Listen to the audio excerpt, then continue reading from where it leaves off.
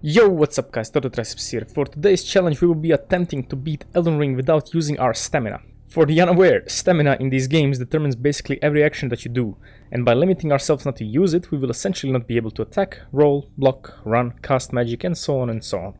Now, an obvious question here is that even possible? I do think it is, but you never know with these kinds of runs. I'll try my best to get as far as possible though, cause I got nothing better to do.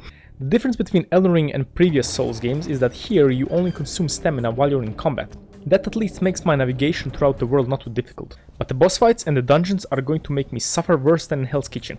So, let's set up the rules. Number 1, no stamina usage allowed. Number 2, that's the only rule. If the green bar goes down at all, I have to let myself die and restart from the previous sites of grace.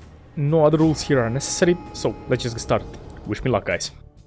Alright, like all runs, we start off by dying in the tutorial area, awakening at the mainland and going outside for the first time. Walking throughout most of that because I don't want to risk using my stamina. We talk to Vare and waddle our way to the Church of Elech. Going up further north, we get to Gatefront. I need to mention because we can't use stamina, we can't actually farm any enemies to get runes to level up. So another farming method is going to be needed. Anyway, we talk to our maiden Melina, get our horse and be on our way to our first objective. Now let me explain how this challenge is going to work out.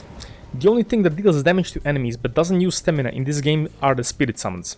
Basically they are like little helpers who do your dirty work for you. So this run is going to devolve into a pacifist run but on steroids. Cause I won't be able to heal my minions or take aggro from the bosses for them. They will need to solo the entire game for me. Anyway, after teleporting to Caelid, we get our first summon, the Rot Dog. He can apply Scarlet Rot to enemies which deals damage over time. So I thought he was going to be a good idea for the start. Next we need to unlock our ability to summon him. So we go to Stormhill to unlock Roderica for later. And visit the church to speak to Rena, or Rani as you may know. She gives us the spirit summoning bell. With all of that in hand, I wanted to test the Rotok first against Margit, our first major boss. So we summon Regier for extra health and go in. The Scarlet Rot alone could kill him, but surviving long enough is the main problem here. I am going to have to level up the dog first for this to work, so let's do it first. We first need to travel to Liurnia to trigger Roderica to move to the Round Table Hold. After a series of conversations with her and the blacksmith, she decides to join our side and help us. Now we only need to find some glowworm flowers to level up our summons.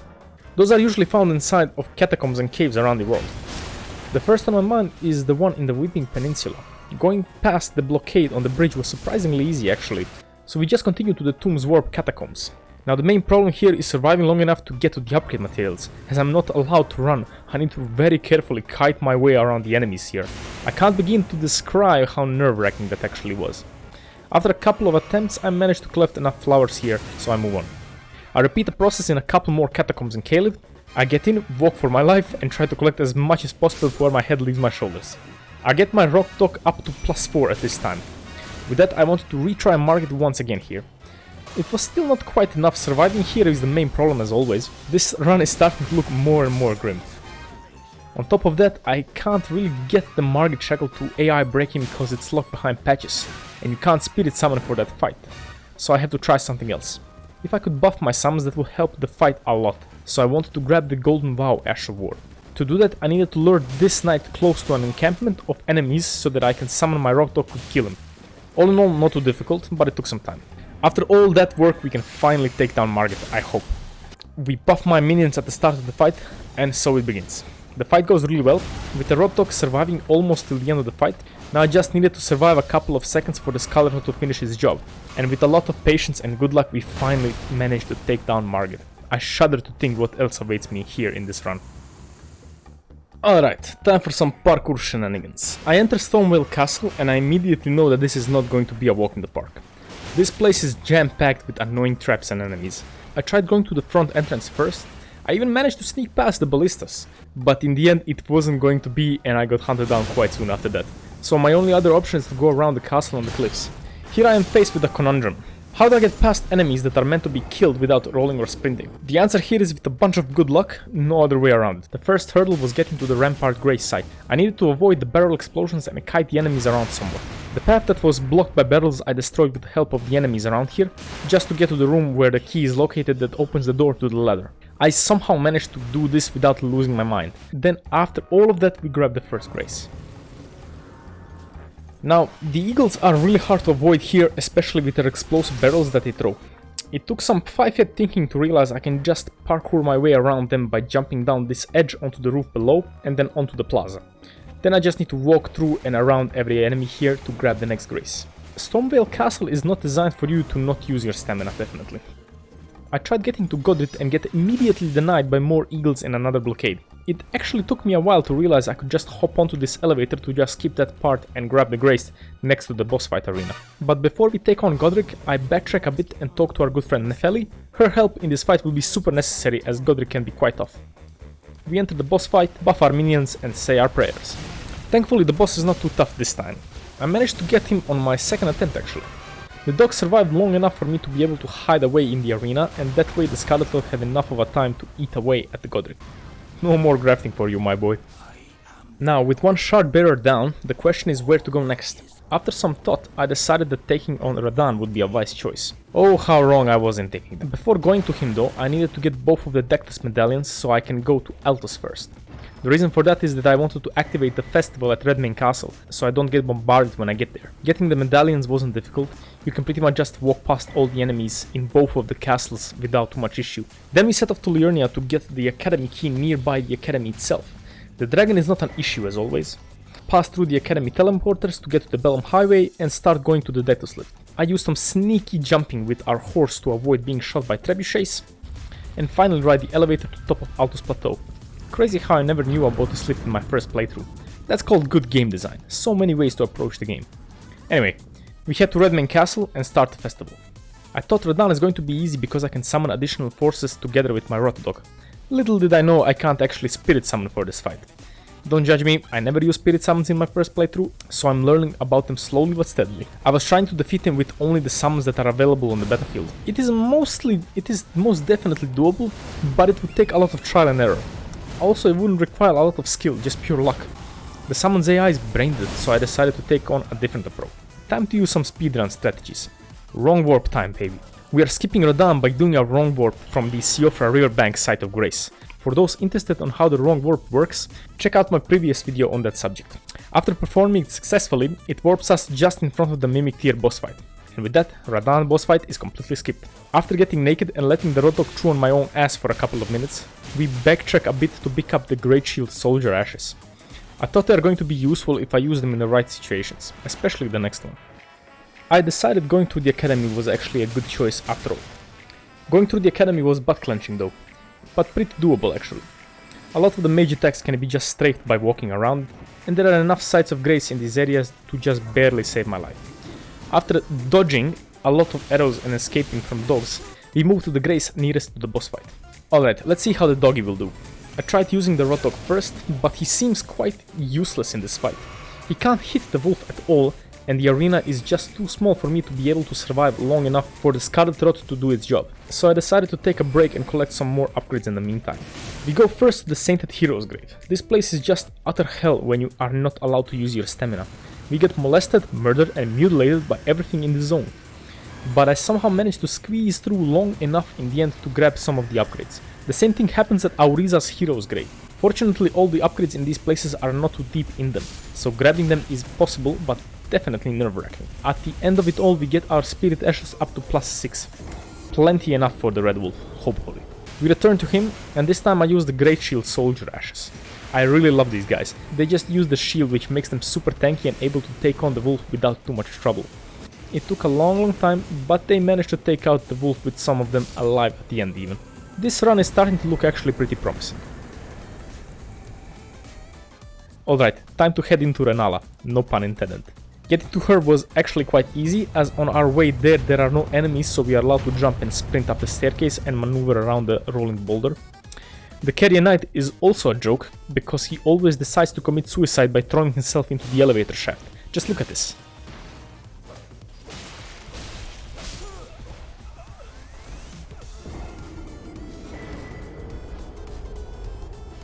Now I really thought that Renala was not going to be much of a problem with the Great Shield Soldier Ashes, but after only one attempt I saw that this was not going to go anywhere. It took my summons 10 whole minutes to do 0 damage to Renala. A new course of action was definitely needed to get over this problem.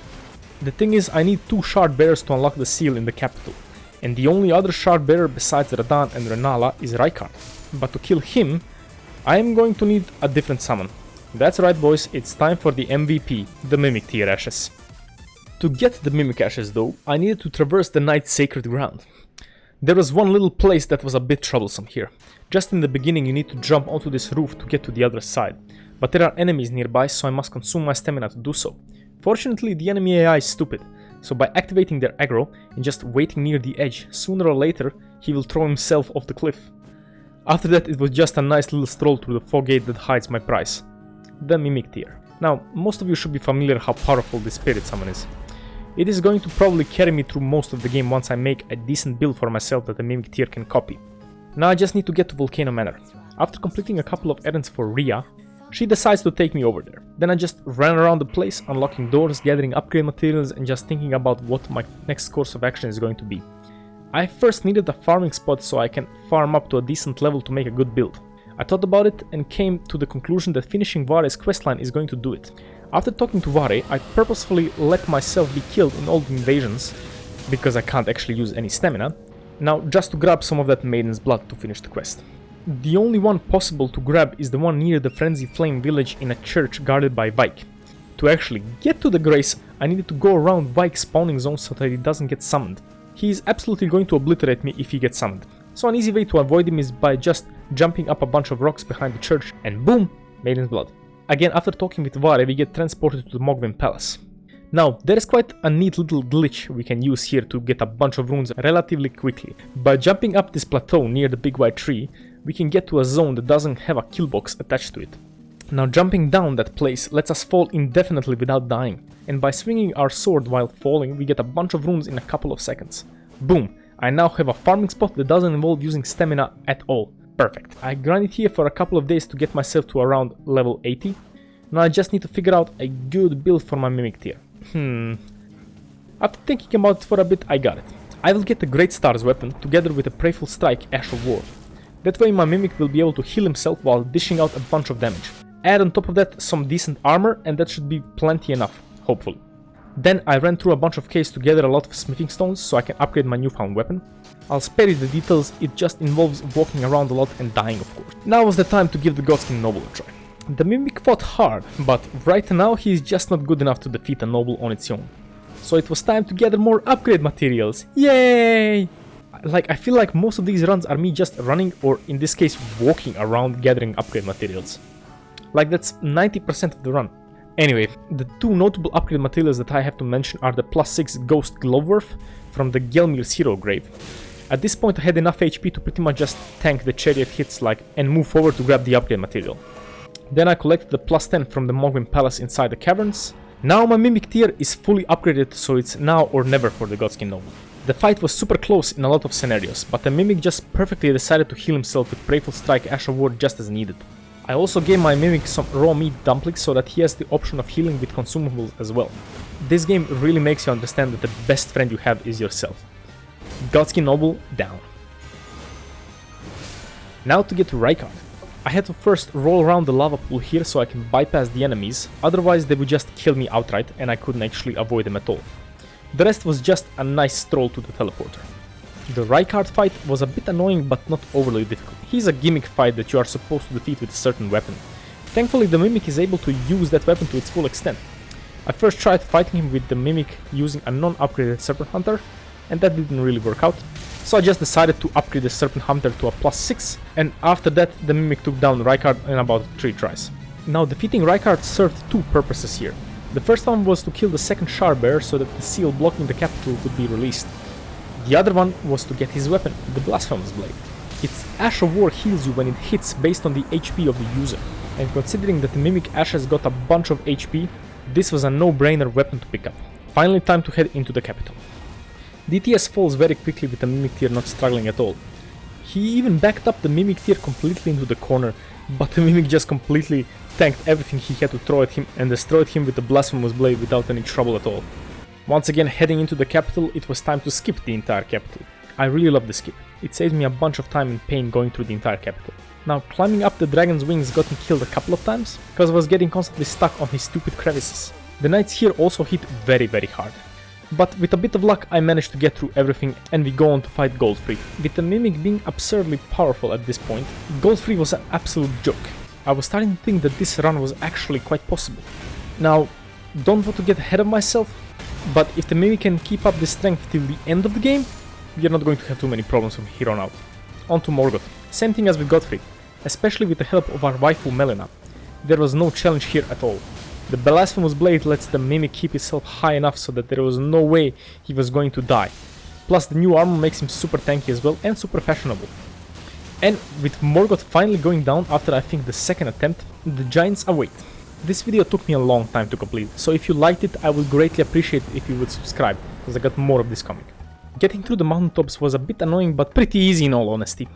There was one jump here where I had to be very careful not to aggro the minions of Malekith so I could perform the jump. The other thing that was a bit tricky was not getting hit with the arrows shot by the giant on this narrow bridge. It just required some maneuvering around the rocks to achieve this though. Thankfully the giant fires very slowly, so that wasn't really a challenge after all. Oh my fire giant, why you gotta be such a prick?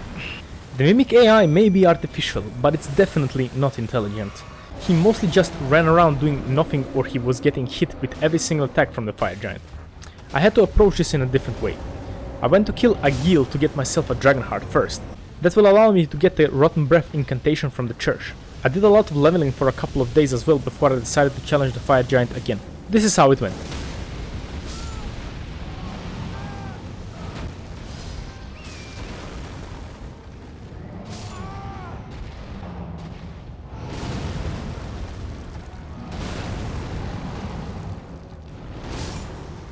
I never even managed to get him to the phase 2. And the fights were taking quite a long time, so I was retrying the fights every 5 minutes or so this whole process was taking quite a long time. It's definitely possible, but let me do something a bit more clever here. Time to use another wrong warp. Some of you should be familiar with this one already. Speedrunners use it all the time to skip to Farum Azula. By using the teleporters at the 4 belfries, we can get into Farum Azula's outskirts. Now I just need to perform the wrong warp in this area and boom, we are in Farum Azula, boys. Fire giant skipped, so I can keep my sanity. Our next stop is going to be the Godskin duo. Getting through this place was mostly a breeze for now. There was one spot where I had to be a bit clever and lure this guy into dropping down so that I could lose aggro to continue going throughout the place. Wonderful how easy it is to solve the no stamina problem in some places. Well, unfortunately the Godskin duo was not one of those problems. It's a good thing that I have Bernal as my summon available for this fight, because I was going to need all the help that I can get here. But even with his help, that was still not quite enough to defeat both of them. Then I had the idea. If I could take aggro from one of them and let the boys deal with the other guy, we could take them out no problem. Divide and conquer. Once the fight started, I took aggro on one of them and just kited him around by just being a bit outside of his range so that he wouldn't attack me much. Now the boys could take care of one Godskin annoyance at a time. This is how the entirety of the fight looked like. And thankfully this little strategy of mine was more than sufficient enough for these two guys. Now comes the real parkour problem in this run. This place with a bunch of eagles and a dragon that shoots lightning from the sky. I had to be really clever to clear this one out. I took some inspiration from the no-hit run for Elden Ring here. First I needed to take care of the two eagles. I lured them near the elevator and kited them around the elevator long enough for the both of them to be sucked into the elevator toilet. First part cleared. Next I sneaked around very carefully so that I wouldn't activate any of the other birds. That way I could systematically take each and every one of them out without using my stamina bar, as attacking when you're not in combat doesn't consume stamina. There was just this one bird left that was a bit out of my range and couldn't be sneaked past. So I hid around this railing and just waited for him to fall to its death. So funny that I'm able to kill bird enemies with fall damage. The dragon apparently isn't considered an enemy, so this jump here doesn't actually require me to use stamina, which is quite neat. Now for the rest, all it took was some careful navigation and kiting with a sprinkle of luck. But I managed to pass through and we finally arrive at our destined death. Malekith the Black Blade once again. Malekith is a direct counter to the Mimic tier. With the power of death he deals damage based on the Mimic tier's health. The first phase of this fight was actually super easy, the second phase is an absolute disaster. He just completely shreds the Mimic tier into pieces and there is not much that I can do about it. He has to be one of the hardest hitting bosses in the game, right? I need to approach this in a different way. First I wanted to try out a different weapon, so I decided to get my hands on the Rivers of Blood. If you're curious how I got that weapon, here you go.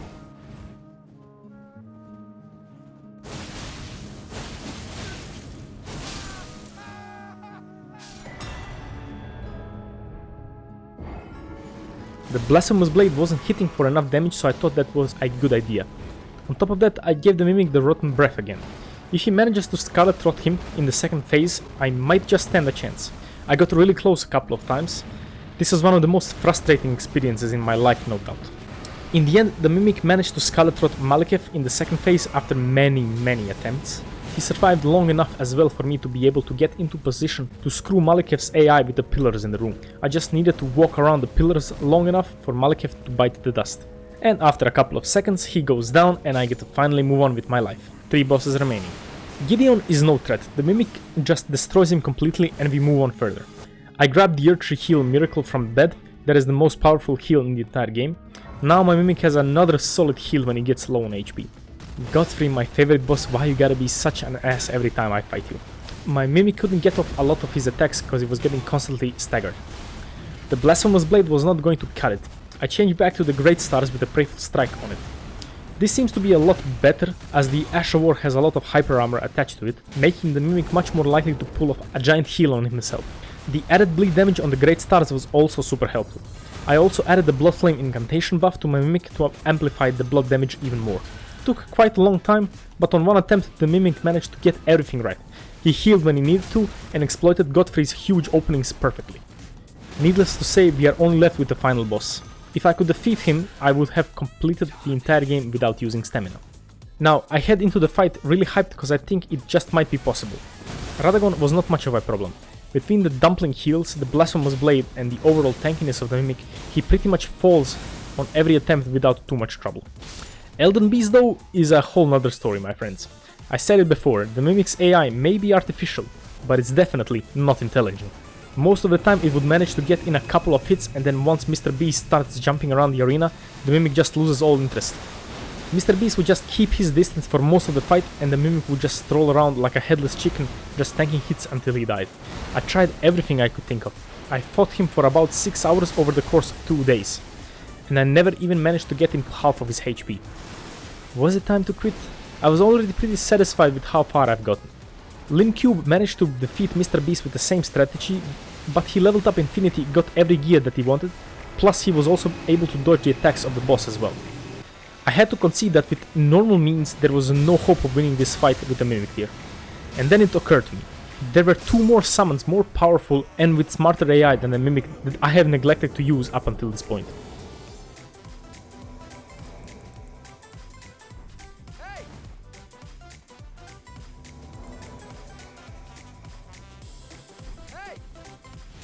Now, is this a cop-out? Yes it is, but it's technically something that you're allowed to do in the game that doesn't involve you using stamina, so technically it's fair game. At the end of the day, the point of these runs is to create a fun video for you guys to watch, not to put myself through absolute RNG hell to defeat the Elden Beast with only the Mimic here. I will say that without using this method, it might be impossible to beat Elden Ring without using stamina. But with the help of our boys, we managed to do it. They slayed the Elden Beast while I was just walking around the arena. Now I can finally ascend my throne and get some sleep because I was battling with him until 4 in the morning. If you enjoyed this video, go check out my previous challenge runs and subscribe for more From Software and Souls content because I got a lot more of this coming. Hope you guys have a terrific day and I'll see you next time. TotoTriceps out.